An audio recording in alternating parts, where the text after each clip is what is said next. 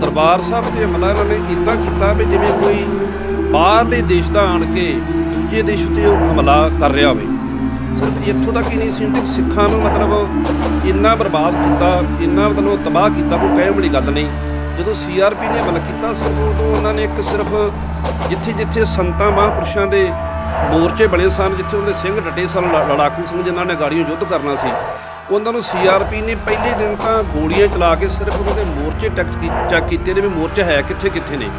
ਫਿਰ ਇੰਨੀ ਅੰਨ੍ਹੇਵਾਹ ਗੋਲੀ ਚਲਾਈ ਕੋਈ ਕਹਿਣ ਵਾਲੀ ਗੱਲ ਨਹੀਂ। ਉਹਦੇ ਵਿੱਚ ਬਹੁਤ ਲੋਕ ਉਹ ਵੀ ਜਿਹੜੀ ਸ਼ਰਧਾ ਨਾਲ ਉੱਥੇ ਮੱਥਾ ਟੇਕਣ ਗਏ ਸਨ ਉਹ ਵੀ ਮਾਰੇ ਗਏ।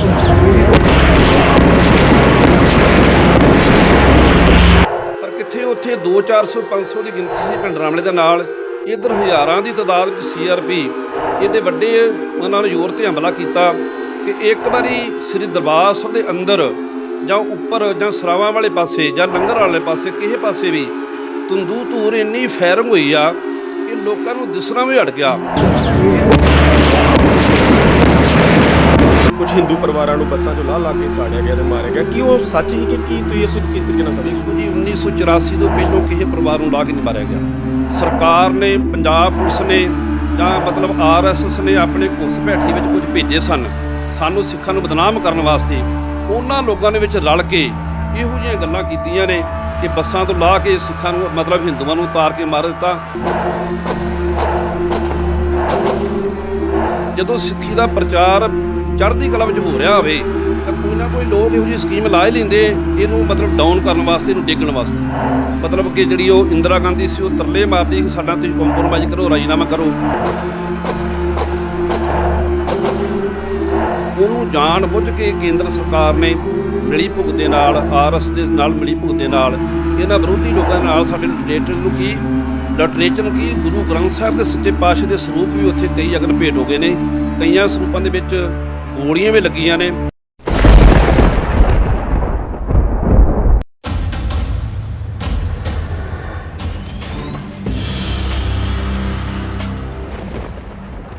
ਵਾਹਿਗੁਰੂ ਜੀ ਕਾ ਖਾਲਸਾ, ਵਾਹਿਗੁਰੂ ਜੀ ਕੀ ਫਤਿਹ। ਤੁਸੀਂ ਵੇਖ ਰਹੇ ਹੋ ਗੁਰਬਾਣੀ ਅਖੰਡ ਬਾਣੀ। ਤੁਸੀਂ ਵੇਖ ਰਹੇ ਹੋ ਕਿ ਜਿਵੇਂ ਹੀ 1984 ਦੇ ਘੁੱਲੂਘਾਰੇ ਨੂੰ ਅੱਜ ਕਾਫੀ ਸਮਾਂ ਹੋ ਗਿਆ ਵਾ, ਉਸ ਦੇ ਚਲਦਿਆਂ ਹੀ ਉਹਦੀਆਂ ਜਿਹੜੀਆਂ ਯਾਦਾਂ ਨੇ ਸਿੱਖਾਂ ਦੀਆਂ ਹਿਰਦਿਆਂ ਦੇ ਵਿੱਚ ਵਸੀਆਂ ਹੋਈਆਂ ਨੇ। ਉਸ ਚੀਜ਼ ਨੂੰ ਲੈ ਕੇ ਅਸੀਂ ਅੱਜ ਤੁਹਾਨੂੰ ਅਜਨਾਲਾ ਦੇ ਪਿੰਡ ਤੇੜਾ ਕਲਾਂ ਦੇ ਰਹਿਣ ਵਾਲੇ ਭਾਈ ਬਲਦੇਵ ਸਿੰਘ ਜੀ ਨਾਲ ਤੁਹਾਡੀ ਮੁਲਾਕਾਤ ਕਰਾਵਾਂਗੇ, ਜਿਹੜੇ ਕਿ SGPC ਵੱਲੋਂ ਮੈਨੇਜਰ ਵੀ ਰਹਿ ਚੁੱਕੇ ਨੇ, ਜਿਨ੍ਹਾਂ ਨੇ ਕਿ ਇਹ ਜਿਹੜਾ ਸੰਪਾਦ ਸੀਗਾ 1984 ਦਾ ਜਿਹੜਾ ਸਾਰਾ ਸਾਕਾ ਸੀਗਾ ਆਪਣੇ ਪਿੰਡੇ 'ਤੇ ਹੰਢਾਇਆ ਤੇ ਸਾਰਾ ਆਪਣੇ ਅੱਖਾਂ ਨਾਲ ਵੇਖਿਆ। ਅਸੀਂ ਉਹਨਾਂ ਨਾਲ ਗੱਲ ਕਰਾਂਗੇ। ਅੱਜ ਸਾਡੇ ਨਾਲ ਬਲਦੇਵ ਸਿੰਘ ਜੀ ਤੇੜਾ ਮੌਜੂਦ ਨੇ, ਉਹਨਾਂ ਨਾਲ ਗੱਲ ਕਰਾਂਗੇ। ਭਾਈ ਸਾਹਿਬ ਜੀ, ਵਾਹਿਗੁਰੂ ਜੀ ਕਾ ਖਾਲਸਾ, ਵਾਹਿਗੁਰੂ ਜੀ ਕੀ ਫਤਿਹ ਜੀ। ਭਾਈ ਸਾਹਿਬ ਜੀ, ਜਿਵੇਂ ਕਿ ਤੁਸੀਂ ਵੇਖਦੇ ਹੋ ਕਿ ਜੂਨ 1984 ਜਿਹੜਾ ਲੰਘੇ ਨੂੰ ਟਾਈਮ ਹੋ ਗਿਆ ਵਾ, ਪਰ ਜਿਹੜੇ ਅੱਜ ਸਿੱਖਾਂ ਦੀਆਂ ਭਾਵਨਾ ਜਿਹੜੀਆਂ ਨੇ ਅੱਜ ਵੀ ਉਸ ਨਾਲ ਜੁੜੀਆਂ ਨੇ। ਸਿੱਖ ਜਿਹੜੇ ਨੇ ਉਸ ਨੂੰ ਭੁੱਲ ਨਹੀਂ ਸਕਦੇ, ਕਿਉਂਕਿ ਇੱਕ ਬਹੁਤ ਵੱਡਾ ਸਾਕਾ ਹੈ ਜਿਹੜਾ ਕਿ ਸਿੱਖ ਕੌਮ ਉੱਤੇ ਬੜੇ ਵੱਡੇ ਪੱਧਰ 'ਤੇ ਪਹਿਲਾਂ ਵੀ ਘੱਲੂਘਾਰੇ ਹੋਏ ਨੇ, ਪਰ ਇੱਕ ਇਹ ਘੱਲੂਘਾਰਾ ਇੱਕ ਇਹੋ ਜਿਹਾ ਆਇਆ ਜਿਹਦੇ ਨਾਲ ਸਿੱਖਾਂ ਦੀਆਂ ਜਿਹੜੀਆਂ ਨੇ ਉਹ ਬੜੀਆਂ ਭਾਵਨਾ ਨੂੰ ਠੇਸ ਪਹੁੰਚੀ ਆ। ਤੁਸੀਂ ਇਸ ਤਰੀਕੇ ਨੂੰ ਕਿਸ ਤਰੀਕੇ ਨਾਲ ਲੈਂਦੇ ਹੋ? ਦੇਖੋ ਜੀ, ਇਹ ਤਾਂ ਜਦੋਂ ਸ੍ਰੀ ਦਰਬਾਰ ਸਾਹਿਬ ਦੇ ਉੱਤੇ 1984 ਦੇ ਵਿੱਚ ਹਮਲਾ ਹੋਇਆ ਆ, ਉਹਨੂੰ ਭੁੱਲਣਾ ਤਾਂ ਸਿੱਖਾਂ ਵਾਸਤੇ ਕਦੀ ਹੋ ਹੀ ਨਹੀਂ ਸਕਦਾ ਵੀ ਉਹਨੂੰ ਭੁੱਲ ਜਾਣ। ਜੋ ਕੁਝ ਵੀ ਉੱਥੇ ਹੋਇਆ, ਜੋ ਕੁਝ ਮੈਂ ਉੱਥੇ ਅੱਖੀਂ ਡਿੱਠਿਆ, ਸ੍ਰੀ ਦਰਬਾਰ ਸਾਹਿਬ 'ਤੇ ਹਮਲਾ ਹੋਇਆ, ਜਿਵੇਂ ਕਿ CRP ਨੇ ਪਹਿਲੋਂ 1 ਜੂਨ ਨੂੰ ਉੱਥੇ ਹਮਲਾ ਕੀਤਾ ਆ, ਨਾਦਰਸ਼ਾਹੀ ਹਮਲਾ ਹੋਇਆ। ਕੁਝ ਲੋਕ ਉੱਥੇ ਉਦੋਂ ਪੰਜਮ ਪਾਤਸ਼ਾਹ ਸ੍ਰੀ ਗੁਰੂ ਅਰਜਨ ਦੇਵ ਜੀ ਦਾ ਗੁਰਪੁਰਬ ਸੀ, ਉਹਦੇ ਕਰਕੇ ਵੀ ਉੱਥੇ ਦਰਸ਼ਨ ਕਰਨ ਵਾਸਤੇ ਉੱਥੇ ਪਹੁੰਚੇ ਸੀ। ਕੁਝ ਲੋਕ ਸੰਤ ਜਰਨੈਲ ਸਿੰਘ ਖਾਲਸਾ ਭਿੰਡਰਾਂਵਾਲੇ ਦੇ ਵੀ ਸਾਥੀ ਸਨ। ਕੁਝ ਲੋਕ ਆਲ ਇੰਡੀਆ ਸਿੱਖ ਸਟੂਡੈਂਟ ਫੈਡਰੇਸ਼ਨ ਕਿ ਜਿਹੜੇ ਕਿ ਆਪਣੇ ਸਿੱਖ ਕੌਮ ਦੇ ਹੀਰੇ ਭਾਈ ਅਮਰੀਕ ਸਿੰਘ ਉਹਨਾਂ ਦੇ ਸਾਥੀ ਸਨ। ਸਾਰੀਆਂ ਸੰਗਤਾਂ ਉੱਥੇ ਸਨ ਜਦੋਂ ਸ੍ਰੀ ਦਰਬਾਰ ਸਾਹਿਬ 'ਤੇ ਹਮਲਾ ਹੋਇਆ। ਦਰਬਾਰ ਸਾਹਿਬ 'ਤੇ ਹਮਲਾ ਇਹਨਾਂ ਨੇ ਇੱਦਾਂ ਕੀਤਾ ਵੀ ਜਿਵੇਂ ਕੋਈ ਬਾਹਰਲੇ ਦੇਸ਼ ਦਾ ਆਣ ਕੇ ਦੂਜੇ ਦੇਸ਼ 'ਤੇ ਹਮਲਾ ਕਰ ਰਿਹਾ ਹੋਵੇ।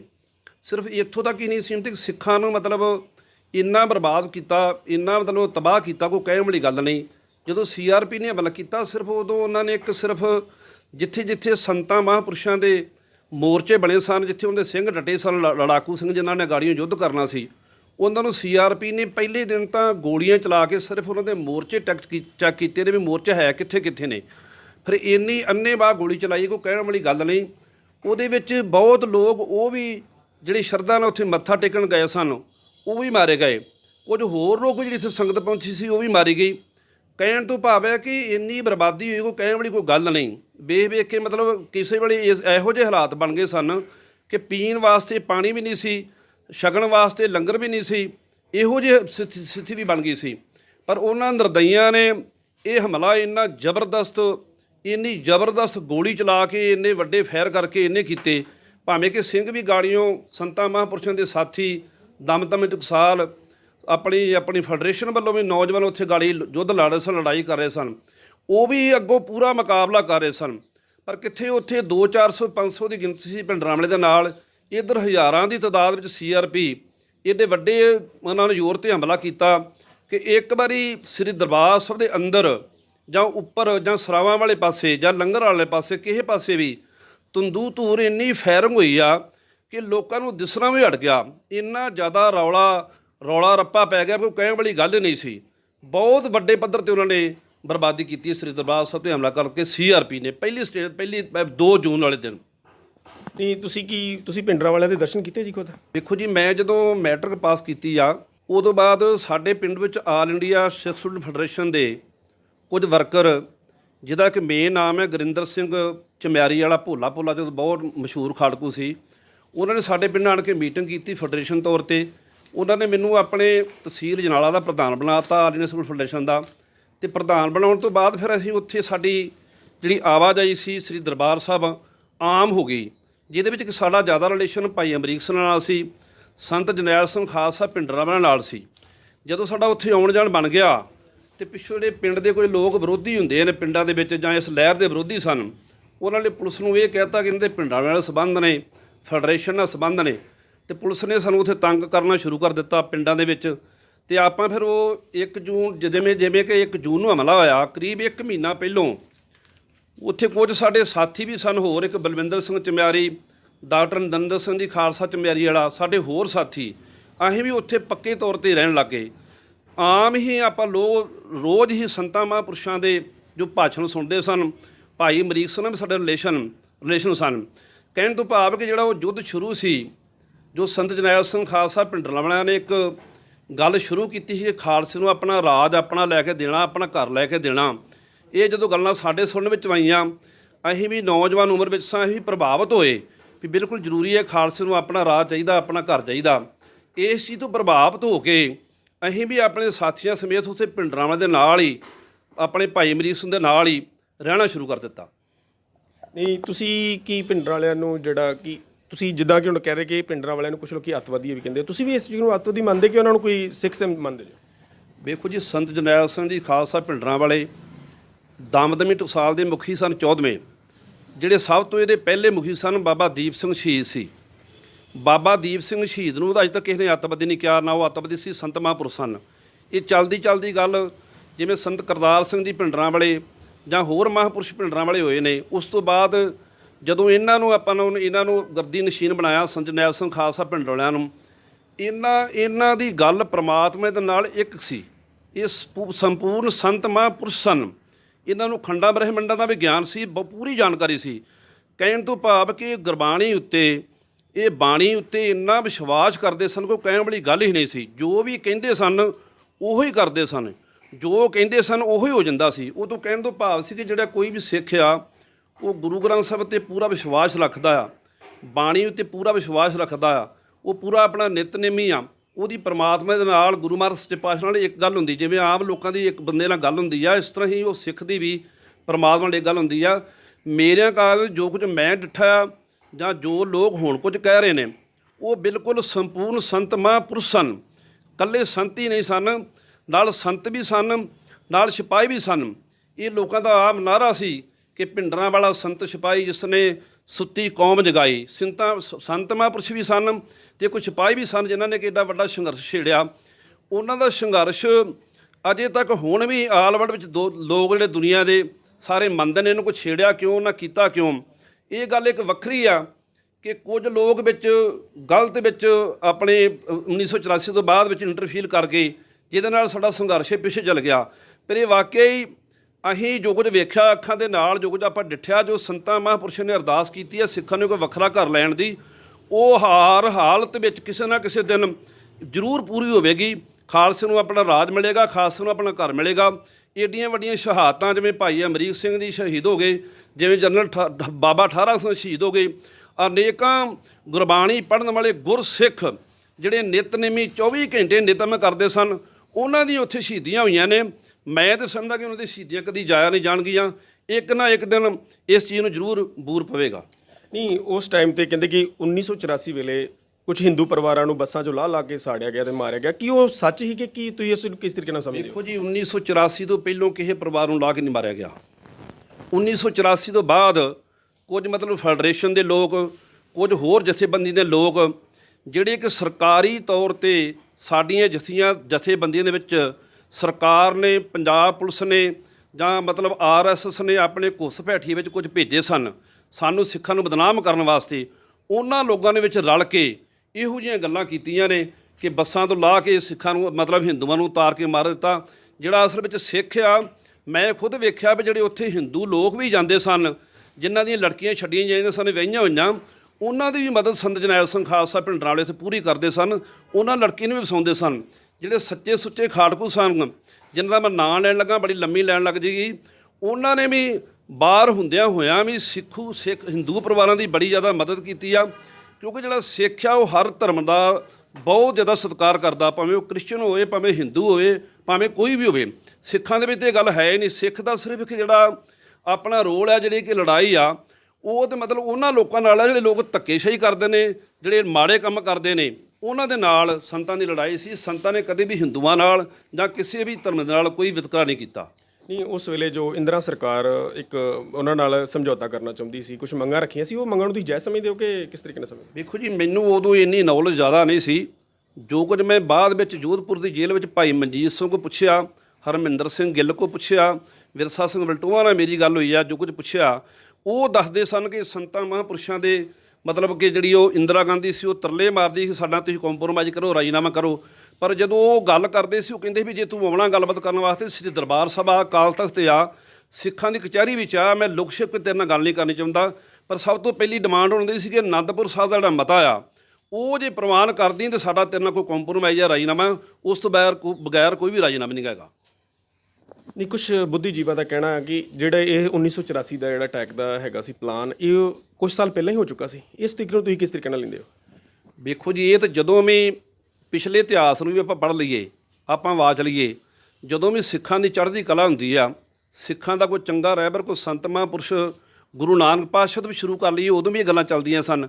ਜਦੋਂ ਵੀ ਸੰਤ ਮਹਾਂਪੁਰਸ਼ ਕੋਈ ਚੰਗਾ ਹੁੰਦਾ, ਸਿੱਖੀ ਦਾ ਪ੍ਰਚਾਰ ਕਰਦਾ, ਜਦੋਂ ਸਿੱਖੀ ਪ੍ਰਫੁੱਲਤ ਹੁੰਦੀ ਆ, ਲੋਕ ਅੰਮ੍ਰਿਤ ਛਕਦੇ ਨੇ, ਗੁਰਬਾਣੀ ਪੜ੍ਹਦੇ ਨੇ, ਗੁਰਬਾਣੀ ਦੇ ਅਕੀਦੇ 'ਤੇ ਆਪਣੇ ਜੀਵਨ ਨੂੰ ਚਲਾਉਂਦੇ ਨੇ। ਇੱਥੋਂ ਤੱਕ ਗੱਲਾਂ ਨੇ ਕਿ ਜਿਹੜੇ ਰੋਡਵੇਜ਼ ਦੇ ਡਰਾਈਵਰ ਸਨ, ਕੰਡਕਟਰ ਸਨ, ਹੋਰਨਾਂ ਮਹਿਕਮਿਆਂ ਦੇ ਅਫਸਰ ਸਨ, ਪੁਲਿਸ ਆਫੀਸਰ ਵੀ ਸਨ, ਜਿਵੇਂ ਕਿ ਸਿਮਰਜੀਤ ਸਿੰਘ ਮਾਨ ਹੈ, ਉਹਦੇ ਵਿੱਚ ਹੋਰ ਕਈ ਵੀ ਇਹੋ ਜਿਹੇ ਮਹਾਨ ਯੋਧੇ ਸੀ ਜਿਹੜੇ ਅੰਮ੍ਰਿਤ ਛਕ ਕੇ ਆਪਣੀ ਡਿਊਟੀਆਂ ਕਰ ਰਹੇ ਸਨ। ਜਦੋਂ ਸਿੱਖੀ ਦਾ ਪ੍ਰਚਾਰ ਚੜ੍ਹਦੀ ਕਲਾ ਵਿੱਚ ਹੋ ਰਿਹਾ ਹੋਵੇ ਤਾਂ ਕੋਈ ਨਾ ਕੋਈ ਲੋਕ ਇਹੋ ਜਿਹੀ ਸਕੀਮ ਲਾ ਹੀ ਲੈਂਦੇ ਇਹਨੂੰ ਮਤਲਬ ਡਾਊਨ ਕਰਨ ਵਾਸਤੇ, ਇਹਨੂੰ ਡਿੱਗਣ ਵਾਸਤੇ। ਨਹੀਂ, ਉੱਥੇ ਸਿੱਖ ਲਿਟਰੇਚਰ ਵੀ ਸਾਡਾ ਕਾਫੀ ਪਿਆ ਸੀਗਾ, ਤੁਸੀਂ ਵੇਖੇ ਸਿੱਖ ਲਾਇਬ੍ਰੇਰੀ ਸੀਗੀ, ਪਰ ਉਹ ਕਹਿੰਦੇ ਕਿ ਸੜ ਕੇ ਸਵਾਹ ਹੋ ਗਈ। ਕੁਛ WhatsApp ਤੇ Facebook ਤੇ ਇਹੋ ਜਿਹੇ ਕਮੈਂਟ ਆਉਂਦੇ ਆ ਕਿ ਉਹ ਇੱਥੋਂ ਚੁੱਕਿਆ ਵੀ ਗਿਆ, ਉਸ ਨੂੰ ਆਰਮੀ ਚੱਕ ਕੇ ਲੈ ਗਈ ਸੀ। ਤੁਸੀਂ ਕੀ ਦੇਖਿਆ ਉਸ ਵੇਲੇ ਮੌਕੇ 'ਤੇ? ਬਿਲਕੁਲ ਗੱਲ ਦਰੁਸਤ ਹੈ ਜੀ। ਜਿਹੜਾ ਸਿੱਖ ਲਿਟਰੇਚਰ ਸੀ ਉੱਥੇ, ਉਹ ਤਾਂ ਅਸੀਂ ਆਪਣੀਆਂ ਅੱਖਾਂ ਦੇ ਨਾਲ ਉਹ ਇਮਾਰਤਾਂ ਸੜਦੀਆਂ ਵੇਖੀਆਂ ਨੇ। ਉਹਨੂੰ ਜਾਣ ਬੁੱਝ ਕੇ ਕੇਂਦਰ ਸਰਕਾਰ ਨੇ ਮਿਲੀ ਭੁਗਤ ਦੇ ਨਾਲ, RS ਦੇ ਨਾਲ ਮਿਲੀ ਭੁਗਤ ਦੇ ਨਾਲ, ਇਹਨਾਂ ਵਿਰੋਧੀ ਲੋਕਾਂ ਦੇ ਨਾਲ ਸਾਡੇ ਲਿਟਰੇਚਰ ਨੂੰ ਕੀ ਗੁਰੂ ਗ੍ਰੰਥ ਸਾਹਿਬ ਦੇ ਸੱਚੇ ਪਾਤਸ਼ਾਹ ਦੇ ਸਰੂਪ ਵੀ ਉੱਥੇ ਕਈ ਅਗਨ ਭੇਟ ਹੋ ਗਏ ਨੇ। ਕਈਆਂ ਸਰੂਪਾਂ ਦੇ ਵਿੱਚ ਗੋਲੀਆਂ ਵੀ ਲੱਗੀਆਂ ਨੇ, ਜਿਵੇਂ ਕਾਲ ਤਖਤ 'ਤੇ ਗੋਲੀਆਂ ਲੱਗੀਆਂ ਨੇ, ਸ੍ਰੀ ਦਰਬਾਰ ਸਾਹਿਬ 'ਤੇ ਗੋਲੀਆਂ ਲੱਗੀਆਂ ਨੇ, ਮਤਲਬ ਹਰ ਥਾਂ ਗੋਲੀਆਂ ਲੱਗੀਆਂ ਨੇ। ਸ੍ਰੀ ਦਰਬਾਰ ਸਾਹਿਬ ਉੱਥੇ ਅੰਦਰ ਵੀ ਜਿੱਥੇ ਕੀਰਤਨ ਹੁੰਦਾ ਉੱਥੇ ਵੀ ਗੋਲੀਆਂ ਦੀ ਵਾਛੜ ਜਾਂਦੀ ਰਹੀ ਆ। ਇਹ ਬਿਲਕੁਲ ਸਹੀ ਆ, ਉੱਥੋਂ ਚੁੱਕਿਆ ਨਹੀਂ ਗਿਆ, ਉਹਨੂੰ ਬਰਬਾਦ ਕੀਤਾ ਗਿਆ। ਬਾਅਦ ਸਾਨੂੰ ਪਤਾ ਲੱਗਾ ਜਦੋਂ ਸਾਨੂੰ ਇੱਥੋਂ ਸ਼ਿਫਟ ਕੀਤਾ ਗਿਆ ਫੌਜੀ ਆਪਣੇ ਮਿਲਟਰੀ ਕੈਂਪਾਂ ਦੇ ਵਿੱਚ, ਵੀ ਜਿਹੜਾ ਲਿਟਰੇਚਰ ਸੀ ਉਹ ਸਰਕਾਰ ਮਤਲਬ ਮਿਲਟਰੀ ਦੀ ਮਦਦ ਨਾਲ, ਉਹਨਾਂ ਦੀ ਅਫਸਰਾਂ ਦੀ ਮਦਦ ਨਾਲ ਸਾਰਾ ਲਿਟਰੇਚਰ ਵੀ ਆਪਣੀਆਂ ਗੱਡੀਆਂ 'ਤੇ ਲੱਦ ਕੇ ਹੋਰ ਕਿਸੇ ਪਾਸੇ ਲੈ ਗਈ ਆ। ਜਿੱਦਾਂ ਕਿ ਤੁਸੀਂ ਵੇਖ ਲਏ ਹੋਗੇ ਉੱਥੇ ਕਾਫੀ ਸ਼ਹੀਦੀਆਂ ਹੋਈਆਂ ਅਤੇ ਕਾਫੀ ਲੋਕਾਂ ਦੀ ਜਿਹੜੇ ਨੌਜਵਾਨ ਬੱਚੇ ਸੀਗੇ, ਬੱਚਿਆਂ ਦੇ ਵੀ ਕਹਿੰਦੇ ਕਿ ਕਾਫੀ ਜ਼ਿਆਦਾ ਜਿਹੜਾ ਵਾ ਉੱਥੇ ਉਹਨਾਂ ਦੀ ਡੈਥ ਹੋਈ ਆ। ਤੁਸੀਂ ਉਹ ਸਾਰਾ ਕੁਝ ਅੱਖੀਂ ਵੇਖਿਆ ਜੀ? ਸਾਰਾ ਕੁਝ ਵੇਖੋ ਜੀ, ਜਿੰਨੇ ਲੋਕ ਉੱਥੇ ਸ਼ਹੀਦ ਹੋਏ ਨੇ, ਇੱਕ ਵਾਕਿਆ ਮੈਂ ਇਹ ਵੇਖਿਆ ਆ ਵੀ ਪ੍ਰਕਰਮਾਂ ਵਾਲੇ ਪਾਸੇ ਉੱਥੇ ਜਿਹੜੇ ਆਪਣੇ ਨੌਜਵਾਨ ਬੀਬੀਆਂ ਸਨ, ਆਪਣੇ ਨੌਜਵਾਨ ਆਦਮੀ ਸਨ, ਜਿਹੜੇ ਉਹਨਾਂ ਦੇ ਛੋਟੇ ਬੱਚੇ ਸਨ, ਮਿਲਟਰੀ ਵਾਲਿਆਂ ਨੇ ਉਹਨਾਂ ਬੱਚਿਆਂ ਨੂੰ ਉਹਨਾਂ ਦੇ ਕੋਲੋਂ ਖੋਹ ਗਏ, ਹੱਥਾਂ ਦੇ ਵਿੱਚ ਬੱਚੇ ਖੋਹ ਗਏ ਅਤੇ ਉਹਨਾਂ ਨੂੰ ਤਾਂ ਸੁੱਟ ਕੇ ਉਹਨਾਂ ਦੇ ਵਿੱਚ ਗੋਲੀਆਂ ਮਾਰੀਆਂ ਨੇ। ਇੰਨੀ ਬਰਬਾਦੀ ਕੀਤੀ ਆ। ਉੱਥੇ ਸਰਾਂ ਦੇ ਵਿੱਚ ਵੀ ਇਹਨਾਂ ਨੇ ਕੀਤਾ ਕਿ ਸਰਾਂ ਨੂੰ ਇੱਕ ਜੇਲ੍ਹ ਤੌਰ ਤੇ ਬਣਾ ਲਿਆ। ਸਰਾਂ ਵਾਲੇ ਪਾਸੇ ਕਾਫੀ ਲੋਕਾਂ ਨੂੰ ਇਕੱਠਿਆਂ ਕਰ ਲਿਆ। ਇਕੱਠਿਆਂ ਕਰਕੇ ਇਹ ਕਹਿਤਾ ਵੀ ਤੁਹਾਡੇ ਨਾਮ ਲਿਖਣੇ ਨੇ, ਤੁਹਾਨੂੰ ਬੱਸਾਂ ਉੱਤੇ ਬਾਹਰ ਭੇਜ ਦੇਣਾ ਆ, ਕਿਸੇ ਜੇਲ੍ਹ ਭੇਜ ਦਾਂ ਜਾਂ ਘਰ ਭੇਜ ਦਾਂਗੇ। ਅਤੇ ਕੀਤਾ ਕਿ ਸਰਾਂ ਦੇ ਵਿੱਚ ਸਾਰੇ ਲੋਕ ਇਕੱਠੇ ਕਰਕੇ, ਜਿਹਦੇ ਵਿੱਚ ਯਾਤਰੂ ਵੀ ਸਨ, ਕੁਝ ਭਿੰਡਰਾਂ ਦੇ ਸਾਥੀ ਵੀ ਸਨ, ਕੋਈ ਫੈਡਰੇਸ਼ਨ ਦੇ ਸਾਥੀ ਵੀ ਸਨ, ਅਤੇ ਇਹਨਾਂ ਨੇ ਵਿਸਲ ਮਾਰ ਕੇ, ਮੈਂ ਜੋ ਅੱਖਾਂ ਨਾਲ ਵੇਖਿਆ ਕਿ ਘੱਟ ਤੋਂ ਘੱਟ ਵੀ 2-3 ਹਜ਼ਾਰ ਦਾ ਪੂਰ ਪਾ ਕੇ ਗੋਲੀ ਚਲਾ ਕੇ ਮਾਰ ਦਿੰਦੇ ਸਨ। ਉਹਨਾਂ ਲਾਸ਼ਾਂ ਨੂੰ ਪਿੱਛੇ ਕਰਕੇ ਫਿਰ 200-400 ਬੰਦਾ ਬਹਾ ਕੇ ਫਿਰ ਗੋਲੀਆਂ ਮਾਰ ਕੇ ਤਬਾਹ ਕਰਦੇ ਸਨ। ਇੱਕ ਫੌਜੀ ਸਰਦਾਰ ਕੋਈ ਅਫਸਰ ਬਾਅਦ ਵਿੱਚ ਆਇਆ, ਜਿਹਦੇ ਨਾਲ ਉਸ ਸਮੇਂ ਦਾ ਇੱਕ DC ਵੀ ਆਇਆ। ਸਾਨੂੰ ਤਾਂ ਉਦੋਂ ਇੰਨੀ ਜਾਣਕਾਰੀ ਨਹੀਂ ਸੀ ਹੁੰਦੀ, ਜੋ ਅਸੀਂ ਵੇਖਿਆ, ਜੋ ਸੁਣਿਆ, ਉਹਨੇ ਆਣ ਕੇ ਬੰਦ ਕੀਤਾ ਵੀ ਇੱਦਾਂ ਜਿਹੜੇ ਲੋਕ ਪਕੜੇ ਨੇ ਜਾਂ ਜਿਹੜੇ ਲੋਕ ਫੜੇ ਨੇ, ਇਹਨਾਂ ਨੂੰ ਨਾ ਮਾਰਿਆ ਜਾਵੇ, ਜਿਨ੍ਹਾਂ ਨਾਲ ਆਪਣਾ ਮੁਕਾਬਲਾ ਚੱਲ ਰਿਹਾ ਉਹਨਾਂ ਨੂੰ ਮਾਰਿਆ ਜਾਵੇ। ਤੁਸੀਂ ਉਸ ਵੇਲੇ ਕਿਸ ਕੰਡੀਸ਼ਨ ਸੀਗੇ? ਤੁਸੀਂ ਬੜੀ ਕਿਰਪਾ ਵਾ, ਤੁਸੀਂ ਫਿਰ SGPC ਦੇ ਮੈਨੇਜਰ ਵੀ ਰਹਿ ਗਏ ਹੋ, ਗੁਰੂ ਕਾ ਬਾਗ ਸਾਹਿਬ, ਗੁਰਦੁਆਰਾ ਸਾਹਿਬ ਤੋਂ। ਫਿਰ ਤੁਹਾਨੂੰ ਕਿੱਥੇ ਸ਼ਿਫਟ ਕਰ ਦਿੱਤਾ ਗਿਆ? ਤੁਹਾਨੂੰ ਕਿੱਦਾਂ ਇਹਨਾਂ ਨੇ ਗ੍ਰਿਫਤਾਰ ਕੀਤਾ? ਦੇਖੋ ਜੀ, ਸਭ ਤੋਂ ਪਹਿਲਾਂ ਤਾਂ ਸਾਨੂੰ ਸਾਡੀਆਂ ਡਿਊਟੀਆਂ ਫੈਡਰੇਸ਼ਨ ਵੱਲੋਂ, ਭਾਈ ਅਮਰੀਕ ਵੱਲੋਂ, ਆਪਣੇ ਮਹਿਤਾ ਸਾਹਿਬ ਵੱਲੋਂ, ਭਾਈ ਮਨਜੀਤ ਸਿੰਘ ਵੱਲੋਂ, ਇਹਨਾਂ ਸਾਰੇ ਗਰੁੱਪ ਵੱਲੋਂ ਸਾਡੀਆਂ ਡਿਊਟੀਆਂ ਪਹਿਲਾਂ ਸਰਾਂ 'ਚ ਲੱਗੀਆਂ ਸਨ ਵੀ ਸਰਾਂ 'ਚ ਆਪਣੀ ਸੇਵਾ ਨਿਭਾਉਣੀਆਂ ਨੇ।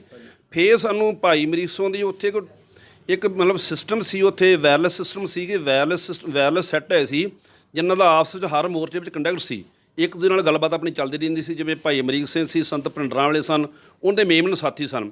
ਫਿਰ ਉੱਥੇ ਸਾਨੂੰ ਕਾਲ ਆਈ ਆ ਉਸੇ ਮਤਲਬ ਸੈੱਟ ਦੇ ਉੱਤੇ ਹੀ, ਜਿਹੜੇ ਇੱਧਰ ਕੋਈ ਨੌਜਵਾਨ ਨੇ, ਇੱਧਰ ਕੋਈ ਜਿਹੜੇ ਕਾਫੀ ਕੋਈ ਬੰਦੇ ਚੰਗੇ ਵਧੀਆ ਨੇ, ਇਹਨੂੰ ਲੰਗਰ ਵਿੱਚ ਸ਼ਿਫਟ ਕੀਤਾ ਜਾਵੇ। ਫਿਰ ਉੱਥੋਂ ਸਾਨੂੰ ਕੁਝ ਬੰਦਿਆਂ ਨੂੰ 15-20-30 ਨੂੰ ਲੰਗਰ ਦੇ ਜਿਹੜੀ ਦੂਜੀ ਇਮਾਰਤ ਉਹਦੀ ਪੌੜੀ ਵਿੱਚ ਸ਼ਿਫਟ ਕਰ ਦਿੱਤਾ। ਜਦੋਂ ਸਰਾਂ ਦੇ ਵਿੱਚ ਪੂਰਾ ਹਮਲਾ ਹੋ ਗਿਆ, ਸਰਾਂ ਨੂੰ ਉਹਨਾਂ ਕਾਬਜ਼ ਕਰ ਲਿਆ, ਅਤੇ ਫਿਰ ਜਦੋਂ ਸਾਰਿਆਂ ਸਿੰਘਾਂ ਕੋਲ ਹਥਿਆਰਾਂ ਦੇ ਮਤਲਬ ਵਿੱਚੋਂ ਸਾਰਾ ਸਮਾਨ ਹੀ ਮੁੱਕ ਗਿਆ, ਮੈਗਜ਼ੀਨ ਖਾਲੀ ਹੋ ਗਈ, ਲੜਾਈ ਖਤਮਲ ਜਾਰੀ ਸੀ। ਅਤੇ ਫਿਰ ਉਹਨਾਂ ਨੇ ਜਦੋਂ ਇਹ ਕਿਹਾ ਕਿ ਜਿਹੜੇ ਬੰਦੇ ਪੇਸ਼ ਹੋਣਾ ਚਾਹੁੰਦੇ ਨੇ ਪੇਸ਼ ਹੋ ਜਾਓ, ਇਹ ਲੋਕਾਂ ਨੇ ਵੀ ਸੋਚਿਆ, ਇਹਦੇ ਵਿੱਚ ਬੜੇ ਬੜੇ ਮਸ਼ਹੂਰ ਜਿਵੇਂ ਜਨਰਲ ਲਾਭ ਸਿੰਘ ਸੀ ਜਾਂ ਹੋਰ ਆਦਮੀ ਸਨ, ਇਹ ਸਾਰੇ ਦੇ ਸਾਰੇ ਸੰਗਤ ਦੇ ਵਿੱਚ ਹੀ ਰਲ ਮਿਲ ਕੇ ਆਪਣੀ ਜਾਨ ਨੂੰ ਬਚਾ ਲਿਆ। ਤਾਂ ਇਹਨਾਂ ਨੇ ਵੀ ਸਰਾਂ ਵਿੱਚ ਲੈਣ ਦਾ ਅਤੇ ਸਰਾਂ ਵਿੱਚੋਂ ਲਿਆ ਕੇ ਮੁੜ ਕੇ ਹੋਰਨਾਂ ਕੈਂਪਾਂ ਵਿੱਚ ਇਹਨੂੰ ਸ਼ਿਫਟ ਕਰ ਦਿੱਤਾ। ਤੁਹਾਨੂੰ ਫਿਰ ਕਿੰਨਾ ਚਿਰ ਜੇਲ੍ਹ ਕੱਢਣੀ ਪਈ ਜੀ? ਵੇਖੋ ਜੀ, ਕਰੀਬ 400 ਆਦਮੀ, 2 ਬੀਬੀਆਂ, ਜਿਹਦੇ ਵਿੱਚ ਸਾਰੇ ਇਹ ਮੇਨ ਬੰਦੇ ਸਨ। ਭਾਈ ਮਨਜੀਤ ਸਿੰਘ ਜੀ, ਆਪਣੇ ਮਹਿਤਾ ਸਾਹਿਬ, ਚਾਵਲਾ ਸਾਹਿਬ, ਆਪਣੇ ਘੁੰਮਣ ਸਾਹਿਬ, ਜਸਬੀਰ ਸਿੰਘ ਜੀ ਘੁੰਮਣ, ਹੋਰ ਵੀ ਸਾਡੇ ਬੜੇ ਸਾਥੀ ਸਨ, ਬੜੇ ਮਸ਼ਹੂਰ ਸਾਰੇ। ਇਹਨਾਂ ਨੂੰ 2 ਬੀਬੀਆਂ, ਕੋਈ 400 ਦੇ ਕਰੀਬ ਆਦਮੀ, ਪਹਿਲੋਂ ਮਿਲਟਰੀ ਉੱਥੋਂ ਫੜ ਕੇ ਮਿਲਟਰੀ ਕੈਂਪਾਂ ਦੇ ਵਿੱਚ 3 ਮਹੀਨੇ ਰੱਖਿਆ। ਕੈਂਪਾਂ ਦੇ ਵਿੱਚ ਇੱਕ ਕਮਰੇ ਵਿੱਚ ਹੀ ਬੰਦੇ 20-30 ਬੰਦੇ ਬੰਦ ਕੀਤੇ, ਸਾਰੇ ਕੱਪੜੇ ਲਵਾ ਕੇ, ਸਿਰਫ ਕਸ਼ਹਿਰਾ ਤੇਲ ਸੀ। ਉਸ ਤੋਂ ਬਾਅਦ ਇਹਨਾਂ ਨੂੰ ਨਾਭੇ ਜੇਲ੍ਹ ਵਿੱਚ ਸ਼ਿਫਟ ਕਰ ਦਿੱਤਾ। 9 ਮਹੀਨੇ ਨਾਭੇ ਜੇਲ੍ਹ ਸ਼ਿਫਟ ਕਰਕੇ ਫਿਰ ਉੱਥੋਂ ਜਹਾਜ਼ਾਂ ਦੇ ਰਾਹੀਂ ਹੱਥ ਕੜੀਆਂ ਪਿੱਛੇ ਨੂੰ ਲਾ ਕੇ, ਲੱਤਾਂ ਬਾਹਾਂ ਬੰਨ੍ਹ ਕੇ, ਅਤੇ ਮਤਲਬ ਮੂੰਹ ਉੱਤੇ ਬੁਰਕੇ ਪਾ ਕੇ ਜੋਧਪੁਰ ਦੀ ਜੇਲ੍ਹ ਵਿੱਚ ਸ਼ਿਫਟ ਕਰ ਦਿੱਤਾ। ਕਰੀਬ ਪੂਰੇ 5 ਸਾਲ, ਕੋਈ ਪੌਣੇ 5 ਸਾਲ, ਕੋਈ 5.25 ਸਾਲ ਸਾਰੇ ਸਾਥੀ ਰਹੇ ਹਨ। ਬਾਅਦ ਵਿੱਚ ਕੋਈ ਸਮਝੌਤਾ ਹੋਇਆ ਲੌਂਗੋਵਾਲ ਦਾ ਰਾਜੀਵ ਗਾਂਧੀ ਦੇ ਨਾਲ 99 ਦੇ ਵਿੱਚ, ਉਦੋਂ ਇਹਨਾਂ ਬੰਦਿਆਂ ਨੂੰ ਇਹਨਾਂ ਨੇ ਬੇਸ਼ਰਤ ਰਿਹਾ ਕਰ ਦਿੱਤਾ। ਤੁਹਾਡਾ ਸੰਤ ਜਰਨੈਲ ਸਿੰਘ ਭਿੰਡਰਾਂਵਾਲੇ ਦੇ ਨਾਲ ਕਿੱਦਾਂ ਦਾ ਬਿਹੇਵੀਅਰ ਰਿਹਾ? ਤੁਸੀਂ ਕਿੰਨਾ ਚਿਰ ਉਹਨਾਂ ਨਾਲ ਬੈਠਦੇ ਰਹੇ ਇਕੱਠੇ?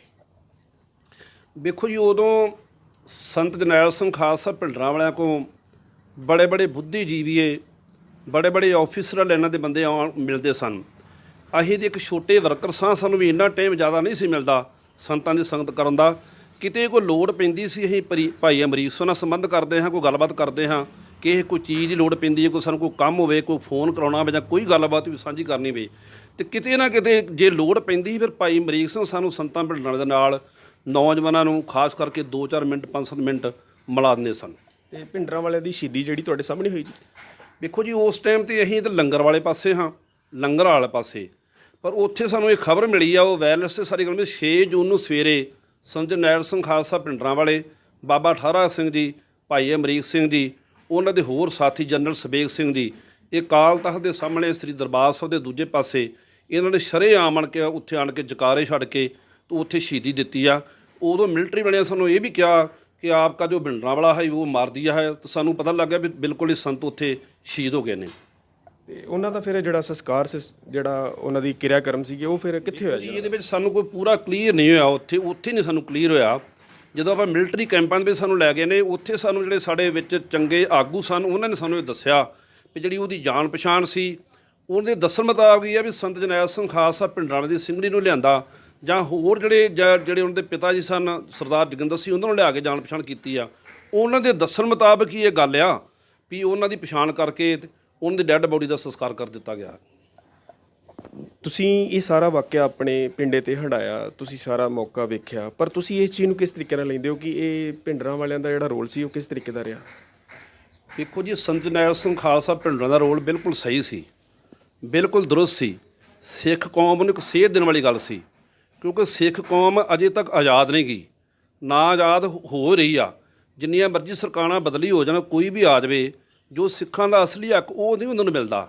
ਜੇ ਸੰਤ ਜਰਨੈਲ ਸਿੰਘ ਖਾਲਸਾ ਭਿੰਡਰਾਂ ਵਾਲੇ ਉਸੇ ਲਾਈਨ ਤੇ ਉਹ ਚੱਲਦੇ ਰਹਿੰਦੇ, 10 ਸਾਲ ਕਰੀਬ ਕੋਈ 5 ਸਾਲ ਹੋਰ ਕੱਢ ਜਾਂਦੇ, ਤੇ ਸ਼ਾਇਦ ਗੁਰੂ ਕਿਰਪਾ ਕਰਨ ਦਾ, ਗੁਰੂ ਰਾਮਦਾਸ ਦੀ ਕਿਰਪਾ ਹੋ ਜਾਂਦੀ, ਤੇ ਸਾਡੇ ਸਿੱਖਾਂ ਨੂੰ ਆਪਣੇ ਸਾਰੇ ਅਧਿਕਾਰ, ਆਨੰਦਪੁਰ ਦਾ ਮਤਾ ਪਾਸ ਹੋ ਜਾਂਦਾ, ਆਪਣਾ ਘਰ ਮਿਲ ਜਾਂਦਾ। ਤੇ ਸਿੱਖਾਂ ਨੂੰ ਅੱਜ ਆਹ ਨਾ ਦਿਨ ਵੇਖਣੇ ਪੈਂਦੇ ਜਿਵੇਂ ਗੁਰੂ ਗ੍ਰੰਥ ਸਾਹਿਬ ਦੀਆਂ ਬੇਅਦਬੀਆਂ ਹੋ ਰਹੀਆਂ ਨੇ, ਜਿਵੇਂ ਸਿੱਖਾਂ ਉੱਤੇ ਧੱਕੇਸ਼ਾਹੀ ਹੋ ਰਹੀ ਆ। ਇਹ ਦਿਨ ਆਪਾਂ ਨੂੰ ਕਾਲੇ ਕਦੇ ਵੀ ਨਹੀਂ ਵੇਖਣੇ ਪੈ ਸਕਦੇ ਜੇ ਉਹ ਸੰਤ ਜਰਨੈਲ ਸਿੰਘ ਖਾਲਸਾ ਭਿੰਡਰਾਂ ਵਾਲੇ ਜੀਂਦੇ ਰਹਿੰਦੇ, ਤੇ ਜੇ ਸਾਡਾ ਜਿਹੜਾ ਅਕੀਦਾ ਸੀ, ਜੋ ਪ੍ਰੋਗਰਾਮ ਲਿਖਿਆ ਸੀ ਮਹਾਂਪੁਰਸ਼ਾਂ, ਜੋ ਸਿਰੇ ਲੱਗ ਜਾਂਦਾ ਤਾਂ। ਜਿਵੇਂ ਕਿ ਤੁਸੀਂ ਅੱਜ ਵੇਖ ਰਹੇ ਕਿ ਹੁਣ ਜਿਹੜਾ ਵਾ 6 ਜੂਨ ਨੇੜੇ ਆਉਣ ਵਾਲੀ ਆ, ਪਰ ਸਰਕਾਰਾਂ ਵੱਲੋਂ ਜਿਹੜੇ ਆ ਉਹ ਕਾਫੀ ਜਿਹੜੇ ਆ ਸਿਕਿਉਰਟੀਆਂ ਟਾਈਟ ਕੀਤੀਆਂ ਗਈਆਂ, ਕਿਉਂਕਿ ਵੇਖੇ ਕੋਵਿਡ-19 ਵੀ ਚੱਲ ਰਿਹਾ ਵਾ, ਉਹਦੇ ਕਾਰਨ ਵੀ ਜਿਹੜੇ ਆ ਲੋਕਡਾਊਨ ਚੱਲ ਰਿਹਾ ਵਾ, ਤੇ ਮਨਾਹੀ ਆਉਣ ਦੀ, ਗੁਰੂ ਘਰ ਜਿਹੜੇ ਆ ਉਹ ਬੰਦ ਕੀਤੇ ਗਏ ਆ ਸਾਰੇ। ਤੁਸੀਂ ਨਹੀਂ ਚਾਹੁੰਦੇ ਕਿ ਗੁਰੂ ਘਰ ਜਿਹੜਾ 6 ਜੂਨ ਮਨਾਈ ਜਾਵੇ ਤੇ ਗੁਰੂ ਘਰ ਜਿਹੜੇ ਆ ਕੋਈ ਤਰੀਕੇ ਨਾਲ ਜਿਹੜੇ ਖੋਲ੍ਹੇ ਜਾਣ?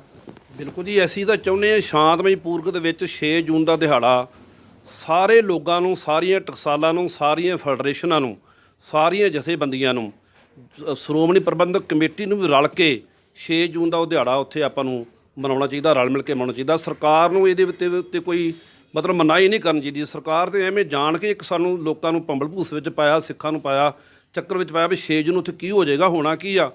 ਜੋ ਉੱਥੇ ਕੋਈ ਚਲਾਕੀ ਕਰਦੀ ਆ, ਜੇ ਉੱਥੇ ਕੋਈ ਗੁੰਡਾਗਰਦੀ ਹੁੰਦੀ ਹੈ, ਉੱਥੇ ਤਲਵਾਰਾਂ ਚੱਲਦੀਆਂ ਨੇ, ਕੋਈ ਖਾਸ ਤਰ੍ਹਾਂ ਦੇ ਨਾਅਰੇ ਕੁਝ ਸਿੱਖ ਲਾਉਂਦੇ ਨੇ, ਉਹਨਾਂ ਦੇ ਆਪਣੀ ਮੂਵਮੈਂਟ ਆ, ਪਰ ਕੁਝ ਸਰਕਾਰ ਦੀ ਵੀ ਦੇਣ ਉਹਦੇ ਵਿੱਚ ਰੌਲਾ ਰੱਪਾ ਪਾ ਕੇ ਤੇ ਸਿੱਖਾਂ ਨੂੰ ਮਤਲਬ ਨੁਕਸਾਨ ਦੇਣ ਦੀ ਗੱਲ ਆ, ਸਿੱਖਾਂ ਨੂੰ ਮਤਲਬ ਵੀ ਮਾੜਾ ਕਹਿਣ ਵਾਲੀ ਗੱਲ ਆ। ਤੁਸੀਂ ਵੇਖ ਰਹੇ ਕਿ ਸਾਡੇ ਨਾਲ ਤੇੜਾ ਜੀ ਮੌਜੂਦ ਸੀਗੇ। ਅੱਜ ਤੁਹਾਨੂੰ ਉਹਨਾਂ ਨਾਲ ਅਸੀਂ ਗੱਲ ਕਰਾ ਰਹੇ ਸੀਗੇ ਕਿ ਜਿਹੜਾ ਜੂਨ 1984 ਜਿਹੜਾ ਸੀ ਉਹ ਕਿਸ ਤਰੀਕੇ ਦਾ ਲੰਘਿਆ ਤੇ ਉਹਨਾਂ ਨੇ ਆਪਣੇ ਪਿੰਡ ਦੇ ਕਿੱਦਾਂ ਹੰਡਾਇਆ, ਤੁਹਾਨੂੰ ਉਹਨਾਂ ਸਾਰਾ ਆਪਣੇ ਜ਼ੁਬਾਨੀ ਦੱਸਿਆ ਵਾ। ਗੁਰਬਾਣੀ ਅਖੰਡ ਬਾਣੀ ਦੇ ਨਾਲ ਤੁਹਾਨੂੰ ਨਵੀਂ ਤੋਂ ਨਵੀਂ ਅਪਡੇਟ ਦਿੰਦੇ ਰਹਾਂਗੇ। ਨਾਲ ਹੀ ਅਸੀਂ ਤੁਹਾਨੂੰ ਇਸ ਜੂਨ 1984 ਦੇ ਸਾਕੇ ਬਾਰੇ ਹੋਰ ਵੀ ਦੱਸਦੇ ਰਹਾਂਗੇ ਕਿ ਸਿੱਖਾਂ ਦੀਆਂ ਭਾਵਨਾਵਾਂ ਕਿੱਦਾਂ ਅਤੇ ਸਿੱਖ ਉਸ ਚੀਜ਼ ਨੂੰ ਕਿੱਦਾਂ ਮਹਿਸੂਸ ਕਰਦੇ ਨੇ ਕਿ ਉਹ ਜਿਹੜਾ ਜੂਨ 1984 ਸਿੱਖਾਂ ਵਾਸਤੇ ਕਿੱਦਾਂ ਦਾ ਰਿਹਾ। ਗੁਰਬਾਣੀ ਅਖੰਡ ਬਾਣੀ ਦੇ ਲਈ ਅਜਨਾਲਾ ਤੋਂ ਜਗਜੀਤ ਸਿੰਘ ਦੀ ਰਿਪੋਰਟ।